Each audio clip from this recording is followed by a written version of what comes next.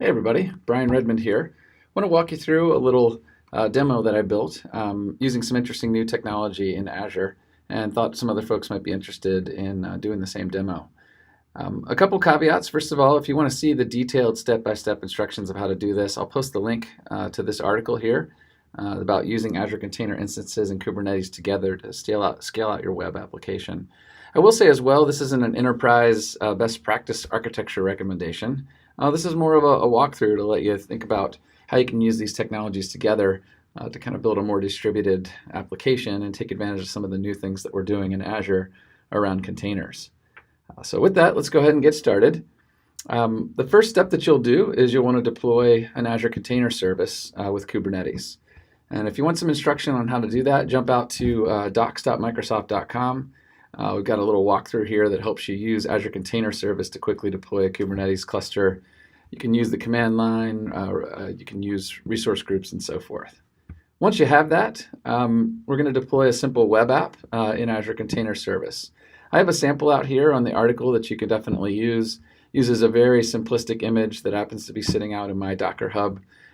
You could use the web app of choice. It really just needs to be an application that we can use. A front-end service is Kubernetes to load balance that, as well as some instances of the pod running in the background as a deployment. The big thing to note here in this YAML for this application is notice we supply the parameter load balancer. In that case, what we'll end up getting is a public IP address for this service.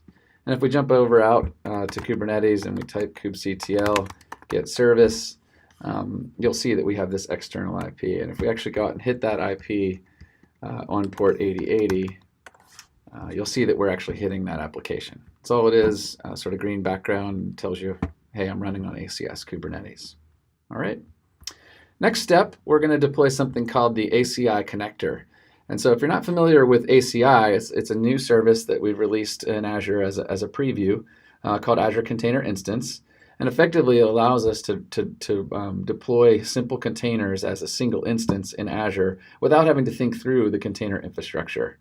Not based on some orchestrator or some kind of platform, and not based on a VM. Obviously, there may be some VM infrastructure in the background, but as the person who wants to run my container, I don't want to have to think about that. And so Azure Container Instance is all about solving that problem. What Azure Container Instance Connector is, I'll show you this repo here. The ACI Connector for Kubernetes is an experiment which effectively deploys a pod in my Kubernetes cluster, any Kubernetes cluster, doesn't even have to be Azure, that will then be like an infinite node where I can deploy ACI instances to that node. And so if you take a look at how this looks here in my cluster, if I first of all say get pods, you'll see that I not only have a series of pods that represent the other application, but I have this pod called ACI Connector. And that's actually something that in the article it'll show you how to do this deployment. You do have to go out and create a service principal and a place to put the ACI resources, a resource group. You put these parameters into this YAML for the ACI connector. It's mostly about the service principal in that resource group, and that will allow this pod to get created. And what it'll also do is create a new node in my cluster. Now, this is not something that you would typically see in a Kubernetes cluster and really any platform. You see the standard agents and master nodes for my cluster, but you see this other node called ACI Connector. That just suddenly appeared when I had deployed that particular ACI Connector pod. So now I can target pods out to that particular node, and what they'll actually do is go out and deploy Azure Container Instances. And this is what this actually looks like. If you take a look at the YAML for this particular pod, I want you to notice a couple interesting things about it. From an image standpoint, pretty much the same image that we had for the other app. I did supply a different tag. This one's kind of wants to show that it's actually running on Azure Container Instance. But the key is in line 16 for my YAML, where I'm specifying the node name of ACI Connector. So I've actually got this set up in a way that as we deploy pods, there's configuration in this ACI connector to say basically don't take on any pod that gets delivered here, but if people specify they want to be deployed as an ACI instance, then deploy it there.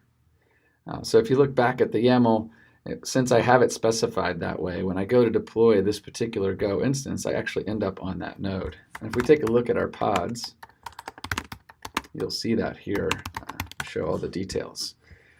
So this Go Web ACI, which is the one that we were just looking at, you can see that it's actually running on the ACI connector, and it actually has a little bit of a different IP address because Azure Container Instances get public IP addresses. And if we actually go out to our resource group here, we take a look at the ACI instance that we have, you'll notice that we do have an Azure Container Instance running here. And so this is actually the one that got deployed when I pushed that out to Kubernetes. So just to stop and think about what actually happened there, I did a simple deploy on my Kubernetes cluster, but I targeted that particular node, and it knows how to go out and create Azure Container Instances. And that's when this particular item appeared and became available at that public IP address. All right. So what we end up having now is we have multiple things released. If I bring up the services here, you can see that we have one version of the app running on this public IP address as an ACS container, and another version of the app running as an ACI at a different address. And so what we do next in this little walkthrough here is we first need to create some DNS names for these. And so you can see I went out to for my particular DNS name that I have here called brianredmond.io, and I created host records for each of those IP addresses. They don't match the ones we're using in this demo. It's just an old screenshot. But you can see that what we have is DNS names that reach you to those different environments. And certainly I could hand these out and people could use these to connect to the app. If you see, we end up saying acs.brianredmond.io, we end up hitting the one running in ACS Kubernetes. If we end up doing ACI, brianredmond.io, we hit the other application. Pretty straightforward. So what we need to do from here is actually go out and create a traffic manager profile that front ends those two names. Let me show you what this actually looks like. Take a look at my resource group. I'll find my traffic manager profile here. It's the icon that is different than everything else. And you can see what I've done is I created a simplistic traffic manager profile. I use the routing method of priority. I will say when you're creating this demo, you are always stuck with sort of the timing and time to live for DNS and how it works. So these aren't immediate failovers and true sort of distributed load balancers, but in the long run, it is a simple way to route traffic across two different environments. I did it as a priority routing method here, and so you can see I have two endpoints. One of them points to the ACI instance that we saw there, and the other one points to my ACS instance. I could do this with a weighted routing method. There's a few different sort of configurations that you can do in Traffic Manager. You can see it can be based on performance. It can be weighted, so I could have a bunch of different endpoints with different weights. Or you can actually set it as geographic, and depending on where the user's coming from, they would hit a particular node. Obviously, in this case, we're just trying to distribute traffic sort of across them. You do need to make sure that the endpoint monitor is pointing it at the right port. And so in this case, our app was using 8080. That ensures that they're both showing up as online. So with all of that, once we have our endpoint set up and Traffic Manager looks in that ready state, we can go out and hit our endpoint. And in that case, I'll just go out and do that here. And we'll go to brianredmond.trafficmanager.net port 8080. And you can see we're hitting the ACI instance 1. And most likely that's because the priority here is set to 1. We could certainly go out and force traffic over to the other side by maybe deleting a particular pod or doing something to that effect. So we could say kubectl delete pod go web ACI, and we'll wait for that to actually disappear here. It looks like it's already dropped off. Now this is where the demo takes a little bit of time. It may not be worth waiting in this video, but if I were to sit here and continue to refresh this, there's configuration timeouts for Traffic Manager for how soon it kind of reruns its health checks and realizes, hey, wait a minute, one of my endpoints isn't actually online. And this one would disappear, and soon after, we would actually see this web app redirect its traffic over. And you can see that as I refresh it now, This app isn't there anymore. We deleted it. And soon enough, when Traffic Manager kind of realizes that's there, traffic will all get rerouted back over to the ACS instance. So not going to wait for it on the video here. But again, I encourage you to go out and try this out.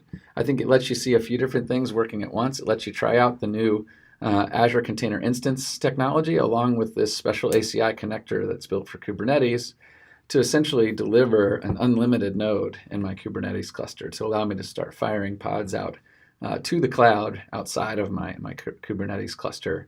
And really that Kubernetes cluster could be in your data center, it could be in any other provider data center or in Azure. But this walkthrough hopefully will give you a chance to see how it all works together. So I encourage you to try it out, give me some comments back and let me know. And I appreciate everybody listening. Thank you.